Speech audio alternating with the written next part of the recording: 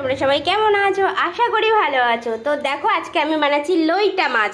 লইটা মাছ কারা কারা পছন্দ করো আমাকে কমেন্ট করে জানাবে, যারা অপছন্দ করো তারাও কমেন্ট করো। তো লইটা মাছ বানানোর রেসিপিটা আজকে ভাবছিলাম করব না, কিন্তু চলো করেই দেখাই তোমাদেরকে। ফার্স্ট না এটার মধ্যে আমি নুন দিয়ে দেবো। এটা যেমন মাংস ম্যাগনেট করো না তোমরা, ঠিক সেরকমই ম্যাগনেট হবে এটার মধ্যে। নুন দিলাম, হলুদ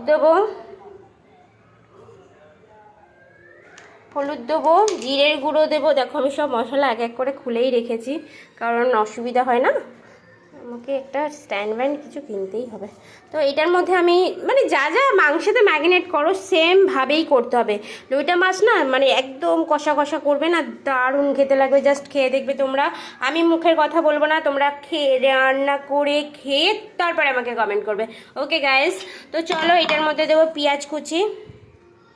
পেঁয়াজ দিতে হবে, রসুন দিতে হবে। পেঁয়াজ কুচিয়ে রেখেছিলাম, রসুন কুচিয়ে রেখেছি, আর একটু বাটাও দিতে হবে জানো। তারপরে এটার মধ্যে দেব আমি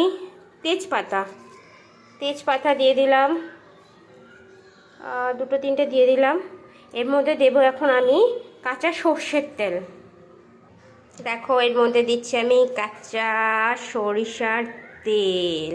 এর ম্যাগনেটটাই আসল জানো তো, মাছটা রান্না করাটা মেন ফ্যাক্ট না, ফ্যাক্টটা হচ্ছে ম্যাগনেট করে তুমি কড়াইতে চাপিয়ে দাও, তেল দিয়ে তেল গরম করে আর একটু বাটা মশলা টশলা দিয়ে পুরো কষা কষা, একদম জল টল কিচ্ছু দিতে লাগবে না, দেখবে তারপর খেয়ে।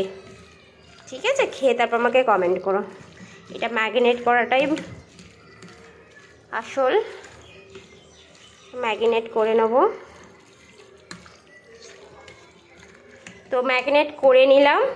এবার আমি একটু রেখে দিলে ভালো হয়, কিন্তু না অনেকটা টাইম হয়ে গেছে, অনেকটা বেজে গেছে, তো আমি বসিয়ে দেবো, সঙ্গে সঙ্গেই বসিয়ে দেবো, কারণ সবাই দুপুর হয়ে গেলে খাওয়ার জন্য অপেক্ষা করে। তো দেখো আমার কড়াইতে তেল গরম হয়ে গেছে। কালো জিরে আমি দিই না, একটু না আমি টুইস্ট করবো, আমি কোনোদিন এটা করিনি, জাস্ট করছি। কারণ আমার বেগুনটা না মানে কিনেছিলাম, বেগুনটা খারাপ হয়ে যাচ্ছে, তো বেগুনটা নষ্ট করবো বলো, টাকা দিয়ে জিনিস কিনে। তো চলো একটু লইটা মাছের মধ্যে বেগুন দেওয়া যাক।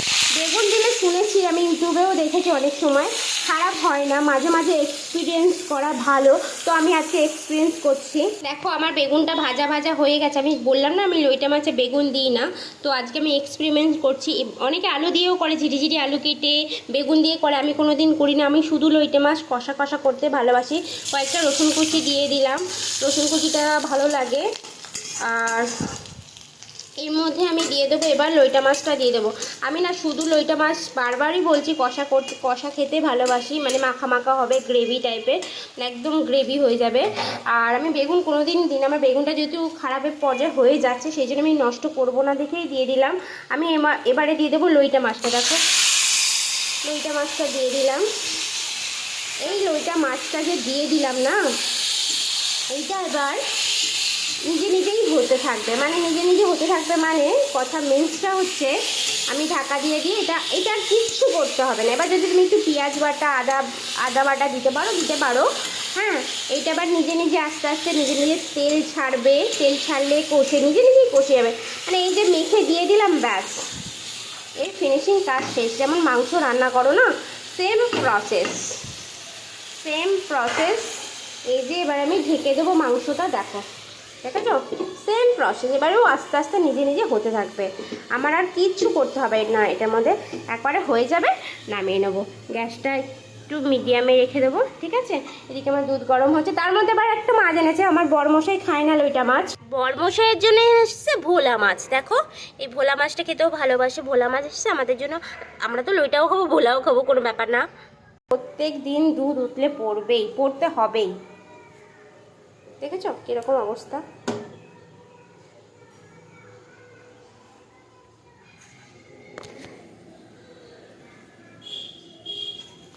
দেখো লইটা মাছের তেল ছেড়ে দিয়েছে, দেখতে পাচ্ছ তোমরা, কালারটা তোমরা ঠিক বুঝতে পারছো না। এই দেখো কালারটাও সুন্দর এসছে, বাট আমার এখানে লাইটের প্রচণ্ড অভাব। দেখো দেখতে পাচ্ছ তেলটা ছেড়ে দিয়েছে।